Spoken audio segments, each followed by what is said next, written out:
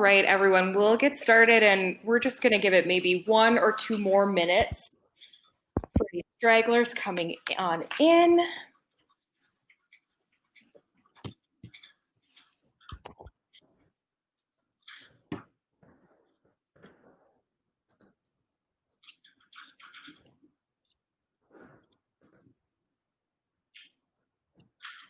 Oh, hey, Michael. Long time no see, actually. I hope you're well.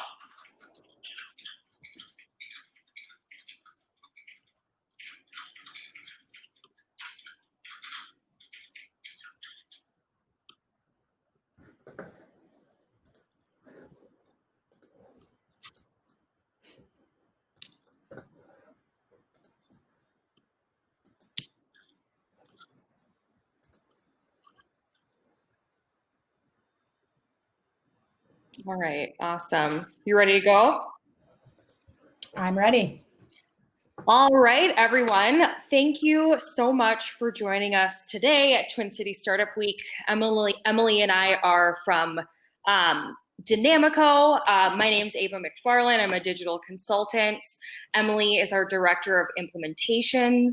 And our presentation today is Grow Better, aligning data, tech, and process to drive digital transformation. So for those of you who may not be familiar with Dynamico, we partner with small to mid-sized businesses as their growth strategy consultants, and we're located right here in Minneapolis. We're a team of subject matter experts in digital marketing, strategy and automation, and offer HubSpot CRM implementation, sales enablement, and customer engagement strategies. So if you have any questions today on what Emily's going to dive into, or any questions about what we do at Dynamico, please feel free to utilize the chat over to the right over here. And in addition, please make sure as you follow along for this presentation today that you double click on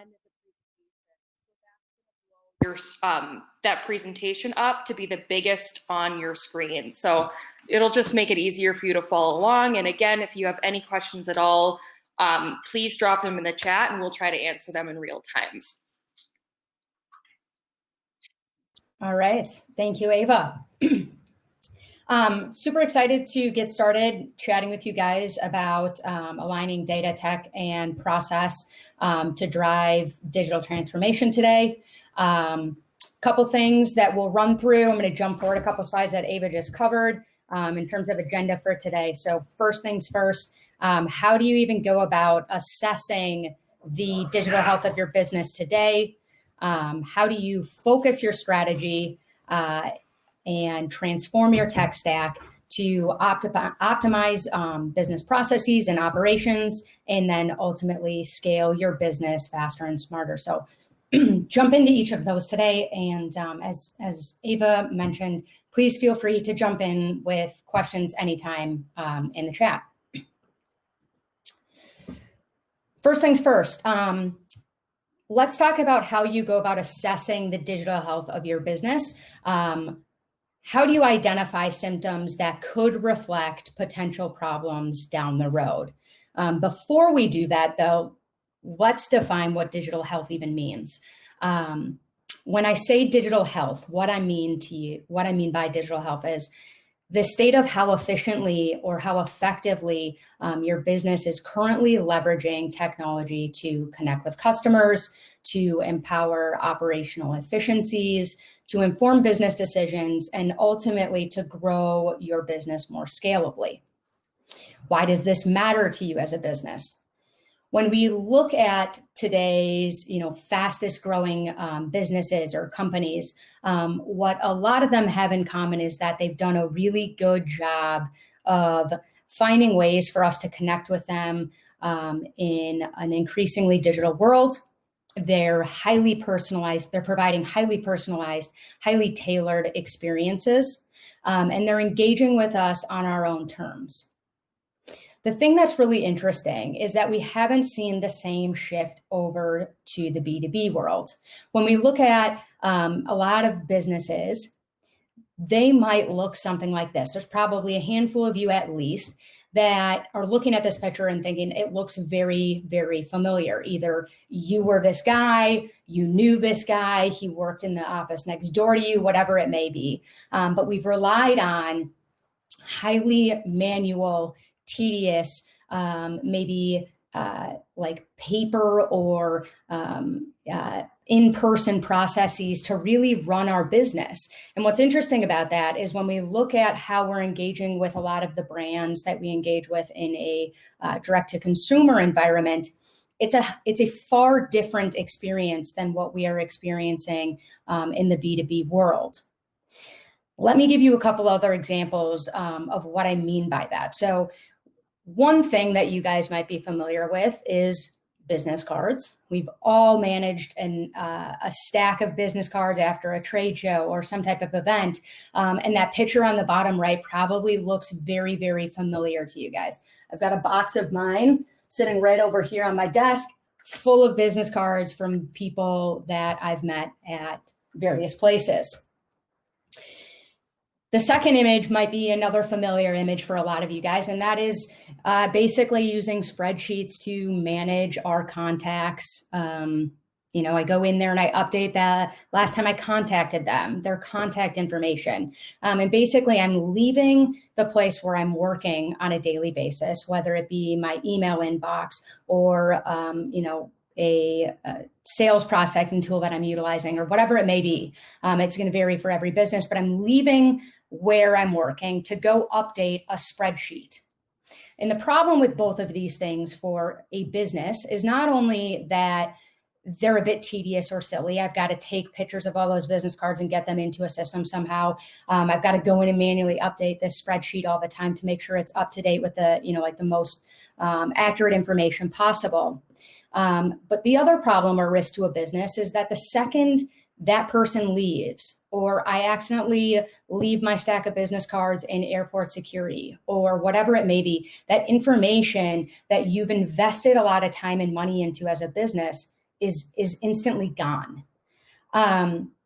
The other thing is that it requires manual time and effort by the team to make sure it's accurate and for it to be maintained. And a lot of times what we see is that those same document or that same spreadsheet that's managing contacts is managing sales. So I spend all this time somewhat accurately updating a spreadsheet to reflect the contacts I'm working with, for me to then spend hours on a monthly basis building out a report. And the second I'm done updating this report, the data is already dated, no longer accurate, because it took me my team half a day to pull this report together for a meeting with leadership to show them where our numbers are at. But it was done last Friday, and today is entirely different. These types of scenarios are probably really familiar to you guys. And the last one I'm going to say is that, pre-COVID, if we go back to February, January of this year, the idea of sitting in a room, having a sales meeting, putting a contract in front of a potential client and trying to get them to buy in or to sign on a dotted line and agree to, whatever deal or product we're trying to sell them, make with them, is not unfamiliar. But just like updating a manual spreadsheet is tedious and time consuming, traveling constantly for business takes your employees away from their families, takes them on the road and traveling in an environment that is a lot of times, mentally draining, emotionally draining for a lot of people. And if we stepped back and said, why is it that these B2C companies have found ways to do things in an increasingly digital world, but we as businesses haven't found a similar way to create experiences for our potential customers to engage with us? What's interesting is technology has empowered so much. We can do really, really impressive things with technology, and every single one of us knows that. But if we look at the things that I just mentioned, business cards, spreadsheets, email and your phone calls are, two other ways we often communicate with our potential customers. Our website may or may not, speak or resonate or help us drive sales or bring in new business. All of these things have been around for typically, 30 30 plus years.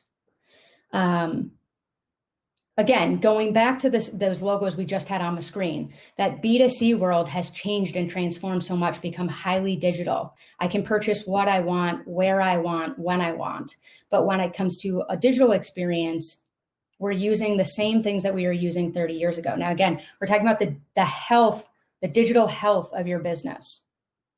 And I don't know about you, but typically when I think about something, I think about, or the health of something like myself, my assumption is as I get older, the health to a certain extent, my health will change. And more than likely, if I don't do things to keep it up, it's going to deteriorate. But business cards and our email and the spreadsheets we're using really haven't changed much. So it's safe to say that the health of our business, the digital health of our business, probably is deteriorating as well. Now, you might be saying, okay, I'm not Amazon, but I've put something into my business. We're not using spreadsheets and business cards. We have a CRM that we put in place, or maybe you've put email marketing in place because you saw a need in the business, or you came from a place of, experiences or things that you've learned over many years in business. And you're maybe not Amazon, but you've taken some steps forward. What we're going to talk about today is still going to be relevant for you. What we oftentimes see is that businesses will put technology in place.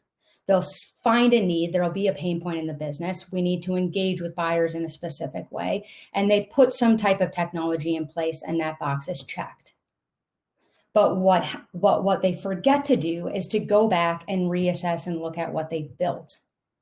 And so by not doing that, what they're missing is that they've built this system that has a giant hole in the middle of it.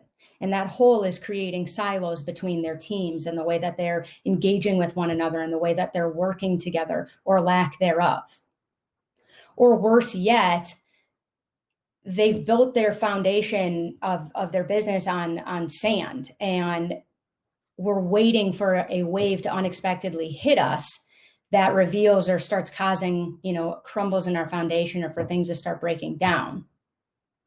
It's not out of the realm of possibilities to say that something like that could hit us anymore. We saw that in March when COVID hit. Many of us had substantial hits to our business, or at least changes in the way that we were doing business that were very, very unexpected and very difficult to work through. But if we were to stop and think back to the way that our business was operating before COVID hit, there were probably warning signs or symptoms that the digital health of our business wasn't ready for something like COVID to hit.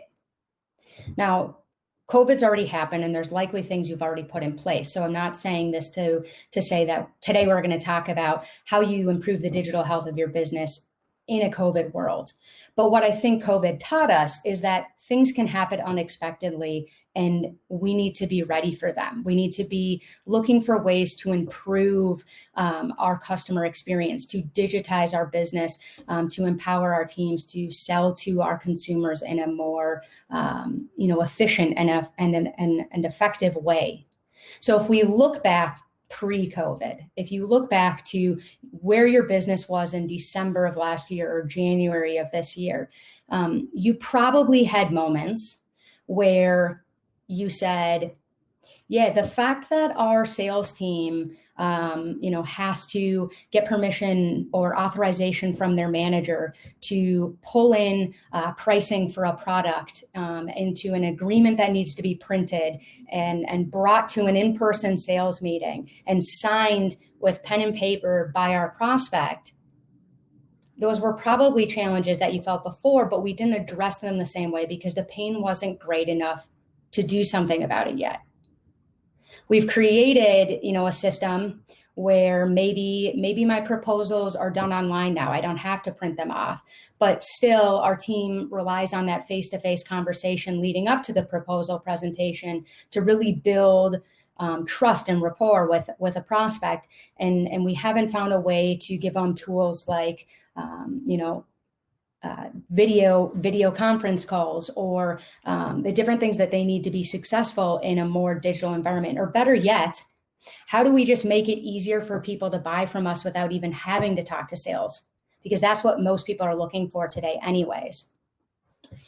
So if we go back to what we said where we were going to start, we said we want to look at and uncover the health of the digital health of our business. And in order to know where we're at, where my health is at, I want to look for signs or symptoms that something is off. So again, think about pre-COVID.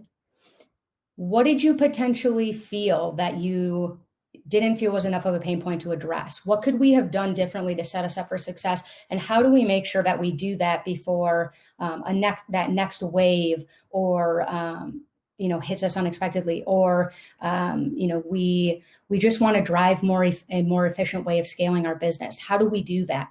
I want to talk about some different symptoms or signs of problems that could exist to figure out what is the state of your digital health? Where are opportunities to improve? So a few things. Where are things very manual in your process today? Think about across the customer journey, across the life cycle of somebody first becoming aware of you to becoming a customer and working with you guys. Where are your processes most manual and time consuming? Have a conversation with your team about what admin stuff, if I'm a sales rep, what are the things that take up most of my time that are keeping me away from talking to somebody in sales, or actually selling to somebody, having a sales conversation with them? How do we make sure that they're focusing the most amount of their time possible on closing sales and moving those things forward? Are there parts of your process where mistakes and errors are relatively common? We forget to send an NDA. We forget to send a follow-up email letting a customer know that a sample they requested is on the way. We forget to let them know that there's this tracking information that they can have on that sample that we just sent.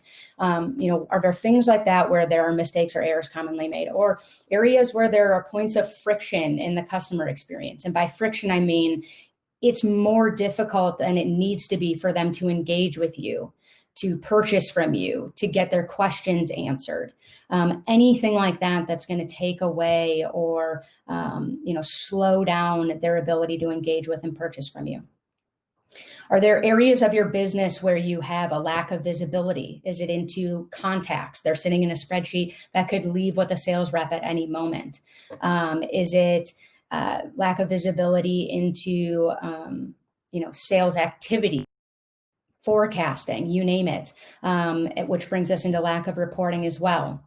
Are there areas where there's a lack of integration, either between your tech stack, the technology your team is using, and the processes that you're running your business on, or between technology systems in and of themselves? Or are there processes or systems that you're seeing a lack of adoption from your team on? That can be a really good sign that there's an underlying issue. It's too tedious, it's too time consuming, it's too complex, they don't understand it, whatever it may be. These are all really good examples of ways to uncover potential problems that you could feel at a much greater level in the future and start addressing them proactively. So once you uncover potential symptoms or areas where you have limited visibility, you don't have access to the data you want to see, you've got a manual or time-consuming process, how do you focus the strategy on the areas that will have the biggest impact? Again, ultimately, what we are trying to do as businesses is to attract strangers, turn them into prospects for our sales team to engage with, ultimately close them so they become customers of ours, and then delight them in a really meaningful way to become promoters of our brand. Once we have those promoters, they'll help us attract more strangers, and this flywheel will start spinning. Our goal is to take as much friction out of that process as we possibly can, to get this flywheel spinning as fast as we possibly can, to build up momentum and to grow our business at scale. These symptoms that we just talked about are signs of opportunity to pull friction out of that flywheel. Not all of them are going to be directly felt by your customer. For example, making it easier to find pricing information or to make a purchase from you on your website is something that a customer might feel right away. They can see a difference in. But another thing that might help take friction out of that flywheel is if I remove the need for 3 separate systems, or a customer support rep requiring looking in 3 different systems to get access to the information or context they need to support your customer. It could be in the onboarding process that your customer success or your onboarding team has access to the information, every point of engagement with marketing or with sales leading up to actually becoming a customer, so that they know more about the challenges they're facing, what they're interested in, and anything that might be valuable or helpful to them. These symptoms are signs of opportunity for us to focus in on. And once you uncover them, what we want to look at is, what is the cost of those symptoms? So we want to pull friction out of the flywheel. We want to improve our customer experience, but we also want to know how much time or money is being spent on this issue, or wouldn't have to be spent if we alleviated an issue. That's going to help us better understand what's worth investing in.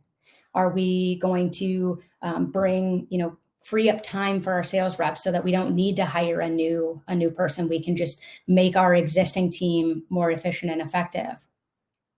Is it that we're spending time, or is it that we're spending money investing in systems that aren't working for us the way that we thought that they should be? So the first 3 things we want to look at are, how do we pull friction out of the customer experience, or how do we take a look at and analyze the cost of the symptoms, the time and the money that the business is currently spending on the issue at hand? So we're going to set, like I said, estimated time and cost or impact to the business, so that we can really look at and evaluate whether this is worth investing in, especially as we start to identify the path to resolution. Is the cost to the business justifiable with the cost or the investment that needs to be made to resolve it? Another thing that businesses or teams often overlook or skip is actually setting SMART goals that will help measure success. So if we were to resolve this, 30, 60, 90 days from now, when this is no longer an issue, we will know that we have achieved our goal, that we invested our money properly, because we will have increased the amount of time our reps spend selling by 10%, or we will have automated this key part of our customer journey. Whatever that may be, make sure you're writing SMART goals to actually be able to evaluate what success is going to look like, and to make sure that that's something that you're comfortable with. Not only do you want to make sure that the cost to resolve, or the investment to resolve, is justifiable versus the cost to the business with the problem that exists today, you also want to look at how much time would be saved, and that can be a really good thing to write into your SMART goals and account for there.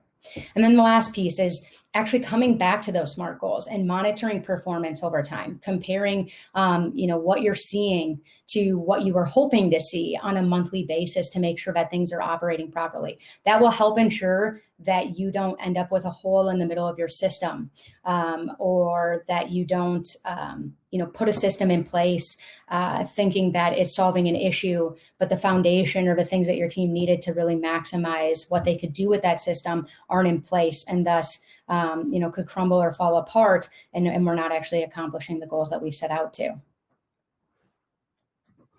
Next up is actually transforming our tech stack. So we've identified the challenges or problems that we have as a business. We've focused in on what we want to solve based off the cost of the business, the impact it's having on our customer experience and our ability to scale or grow. And now we know that we actually want to put something in place, transform our tech stack, leverage technology and digital functionality to build momentum and to be more efficient and effective as a team. If we look at your customer journey, there are a lot of different opportunities to engage or to improve an experience, over the course of somebody becoming a stranger, closing them and actually selling them something, turning them into a customer, and then ultimately turning them into a promoter of your brand. The question you want to ask yourself is, again, what technology could we use across this customer journey to help with that symptom that we just said we want to solve? Maybe this is something you uncovered in the last step that we just mentioned, which is focusing in on that strategy. But maybe what you uncovered is that you don't have visibility into the contacts at your customer accounts. And you don't necessarily know what the solution is today. You just know that that's an issue, and the cost to the business is substantial, because you know that to acquire a lead, your business is spending X dollars. And if a rep leaves, you're losing, however, 200 leads in a spreadsheet or in business cards that they had that you didn't have access or visibility into. How do we convert those leads into, a tech stack or a CRM that's going to give you the ability to get visibility into those contacts? It could be that you realize that, because of what's happened, the changes that we've seen in the business world today, that generating leads for sales has become an issue, because you've relied on, you've generated a lot of your leads from events or from trade shows or from in-person conversations. And so since COVID's hit, you felt the need to find a way to better generate and qualify leads for your sales team. Think about, as you're moving across the customer journey, the different ways that technology could be used or leveraged to help solve some of those challenges that you might be facing, or the symptoms you may be feeling today, and how you might be able to solve those things. As you evaluate those tech systems, couple things that you want to make sure you keep an eye on. The first is there existing functionality in your tech stack that you have today? A lot of businesses will feel a pain point or a need, and they'll come and they'll say, okay, here's the challenge we have. Here's the solution that we think we need. They'll purchase a new system, they'll put it in place, and then we'll move on. And there's not anything inherently wrong with that, especially if the technology truly does solve the challenge your team has. But what we're seeing happen with more and more businesses is this systems bloat, the software bloat that's starting to happen, where you're sitting on a tech stack full of software that's no longer used, or there's systems that are overlapping in functionality. And ultimately what that leads to is disconnected or disparate data, data that can't be leveraged or used to inform business decisions or to automate processes. And so it's always helpful to first see if functionality that you are looking for exists in a system or tool that you are already using, both to make sure that you're not purchasing duplicate functionality, and also to keep the number of systems that you have as minimal as possible. Another reason that's helpful is that you reduce the number of integrations that are required, which helps decrease the amount of money or amount of both time and money that have to be spent on maintaining the integration between those two systems. It's basically one more piece of the puzzle that needs to be maintained or supported. But if nothing else, if that functionality doesn't exist, then looking for something that has out of the box integration with the tools you're already using can be a really good thing to keep an eye on. Development costs it's not inexpensive to hire or to work with developers. And so if you can find a system that has out of the box integrations, it's going to keep that cost down to integrate the systems. It's also going to keep the cost down to maintain that integration and the need for development over time. If you don't have developers in-house, this is key in making sure that your tech stack is going to be set up to really scale as fast as you want it to be able to, so that it's not limiting you. And then the last one is ease of use and configurability of the system. So as you're going through and you're looking at or evaluating systems and how you can transform your tech stack, or what piece of technology could come in to really help drive your business forward, obviously ease of use and how configurable a system is key in ensuring not only that it meets the needs of the team, but that it's going to be something that they are able to use and that they adopt and that they put build into their processes. Because if that doesn't happen, we're going to be back at square one, 6-9 months from now, and a lot of money invested and lost in a software that didn't take off. So to give you guys an idea of what this could look like or what we're talking about, I know it's always helpful to hear, okay, give me some specifics, like what are some challenges that businesses have to help me think about, my business and what we might be feeling. And so Milk Specialties is a client of ours who had gone through the process of identifying that they had a need for a CRM.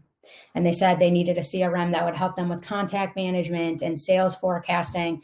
And they thought that they needed it to integrate with their ERP. And so their team went out and they purchased Salesforce, and they integrated it with their ERP. And 6 months into the system, it had already failed.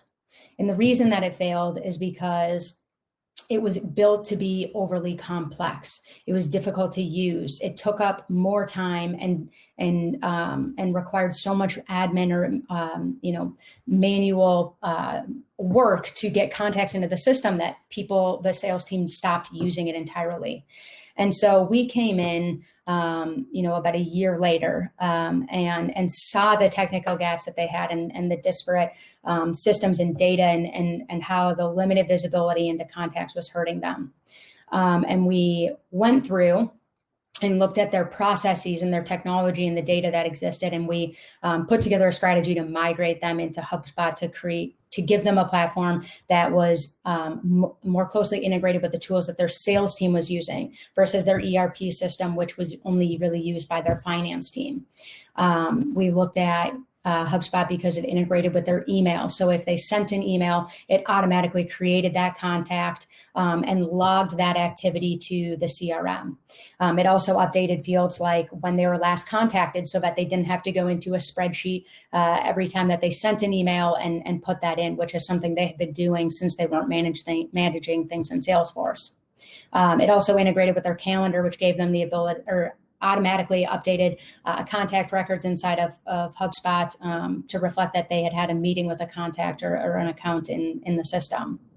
And what we saw when we did this is that not only did it give them, total visibility into customer accounts in ways that they didn't have it before, they were able to see that on reporting dashboards and have that displayed in real time, which was also not just informative to managers, but also really motivating to sales reps who could see if their numbers were behind a coworker's. And so, again, this shows the importance of an easy to use system. HubSpot's known for being very, very easy to use, less complex to maintain than something like Salesforce, but also the importance of integration with the tools that your team is using on a daily basis.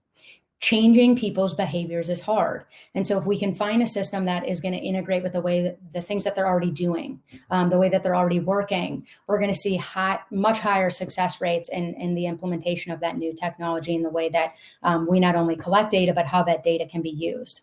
And in this case, we saw about a 67% increase in contact visibility in the organization, and over 80% of sales activity actually being tracked in the CRM, whereas with Salesforce, within 6 months, it had tanked already down to 0. So again, as you're thinking about this, where are some areas? It can be as simple and as straightforward as contacts at a customer. It could be quotes, proposals. It could be your sales pipeline. Where is visibility either into activity or into data that can be used to build out reports? Where is this possibly lacking in your business today? So once we actually come in and we solve a problem, like Milk Specialties did, they came in, they said, we went through this once, it didn't work out. We recognize that we have the same problem we did before. We don't have visibility into contacts. We need to solve that by bringing in a new CRM that integrates with the tools we have. That's far simpler than the last time around. They transformed their tech stack by bringing HubSpot in and integrating it with the tools their team was using daily.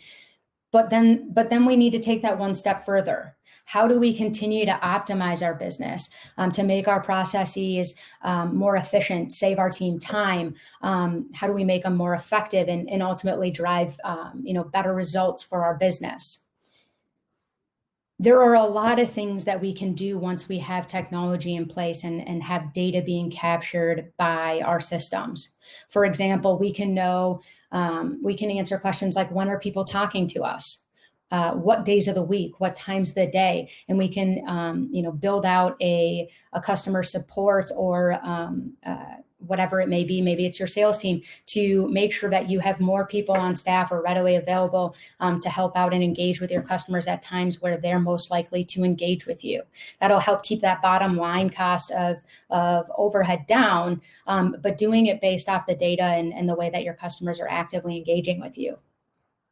You can also look at things like, how long does it take for us to close out a ticket? If somebody comes in and they file a customer complaint or there's an issue that they log, how long does it take us to close that out, to resolve that issue? And how does that compare to how long it took us last month or, this month a year ago, to see if we're improving or not improving, and really give us something to dig into if we're not. It's having systems in place that are giving us data is a great way to show or to pinpoint where you might have issues. So rather than going and thinking to yourself, where do I have limited visibility, or what do I feel is taking up too much time or more complex than it needs to be, or asking your team those questions, you have actual data to tell you. Why is it taking us more time to close tickets than it did a year ago?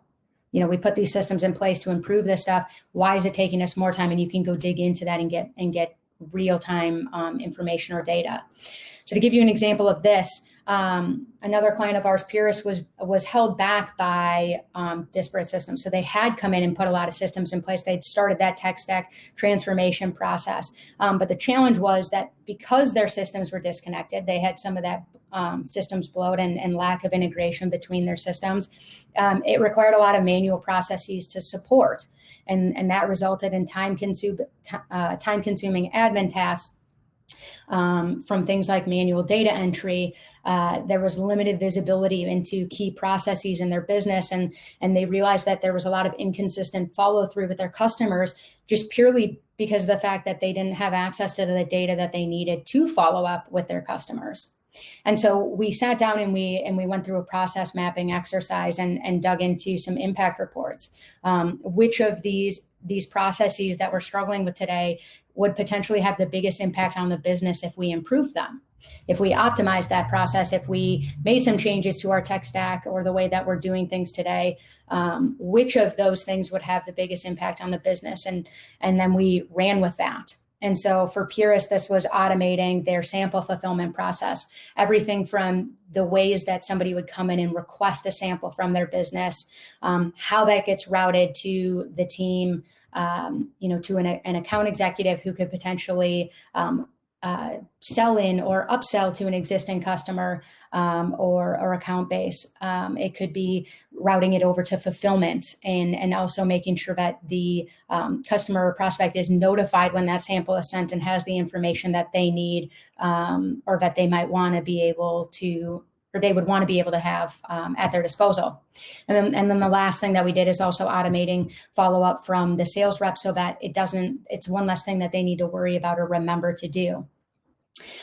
This also gave them the ability to look at and build out reports on things like, how many samples are being requested by our prospects in a given week or month. Again, so that their fulfillment team, their plants knew if they needed to staff additional people at certain times of the day to get those out. When do they need to be out by? Also, things like what samples are being requested to help them better proactively identify market demand and products that are of interest to prospects and what might be coming into their sales pipeline in the near future. So a lot of times, we see a lead come in and we might have decent forecasting in our sales process. But what this gave them the ability to do is actually look at what products are most likely to come into our sales pipeline next. And can we get ahead of that to make sure that we're able to fulfill that need or that demand when it does come in. Another thing that you can optimize using your text, or you can optimize in your tech stack, is communications. And this could be email communications. It could be quotes or proposals. It could be, custom landing pages. So you send or you publish paid ads or something on social media with highly tailored messaging, and you're driving people to a page that's really relevant to them. It could be that you're guiding them through the process, the customer journey, with proactive communication. If somebody's likely to want a sample at a certain time, can you proactively recommend that to them, because you know that getting your sample in their hands is something that they're likely to be excited about you offering up, but also know that your close rate on a sale, when they've seen and actually had a physical sample of yours in their hands, is substantially higher. Can we look at better ways to demonstrate our understanding of their needs? We know that making sure a buyer feels heard and that they feel their challenges and pain points and needs they feel understood is a really quick way to earn the trust of a prospect. Can we personalize our communications of the way that we're engaging with them to more clearly show and articulate that? And are there ways that we can share relevant content based on their role or their interests? Maybe they download something on your website. We know what their job title is, and what content is most likely to resonate with them, because they typically have questions about X, or they engaged with content on our site. They read blogs on this topic. Can we send them some other blog topics that are on the same topic and they're likely to be interested in? Another thing that you can do is really pair these two things. So pair the way that you're optimizing your processes with the way that you're optimizing or personalizing your communications over time. And the way that we've seen this done with another client of ours, Sunspace, is through their quote process. Prior, about a year and a half ago, 2 years ago now, Sunspace came to us and we started doing some work with them. And through that, we realized that their quote process was very manual and time consuming. They managed it in spreadsheets. Their sales process relied on face-to-face interactions for them to be able to sell the product and answer the prospect's questions. And then they had to go home and try and manage all the information or keep track of all the information on that prospect inside of spreadsheets, and try and remember follow up and follow through in between being out in the field and at their desk, or in a place where they can manage that follow up process. And it was not only manual and tedious and time consuming, it's also really easy for things to get missed. And so we looked at what we could do to transform that experience through digital experiences and technology. And what this meant for Sunspace was walking them through the information that would be needed by Sunspace to be able to give them a proposal. So how do you measure your window? We need to know the size of your windows to be able to create a quote. So pushing everybody through the same digital experience that helps them better understand the process, gets Sunspace and access to the information they need to get quotes out faster, more efficiently, more effectively, and is a better experience for both the customer and the internal team as well. And what we saw for Sunspace is that it was easier for buyers to connect and engage with them, to express their interest. It simplified that pre-quote process. I don't have to wait for you to come out to my house to tell me how to measure my windows. We've answered a lot of the questions that we know they're likely to have, and we're getting those in front of them. We automated some of those admin components of the pre-quote process. So collecting, those measurements and what have you. And ultimately that led to a couple different things. We saw their sales cycle shortened. It required less meetings to close a deal. They doubled their revenue over the last 2 years without hiring any additional sales reps. They saw a 91% reduction in how much time they were spending per quote. And you talk about, doubling your revenue with the same number of salespeople, obviously reducing the amount of time spent on each of the quotes to close that double the revenue they had before was key. And one of the things that was most exciting to see with Sunspace is that they actually received the Global Dealer of the Year award, which is a huge accomplishment for the Sunspace Twin Cities team.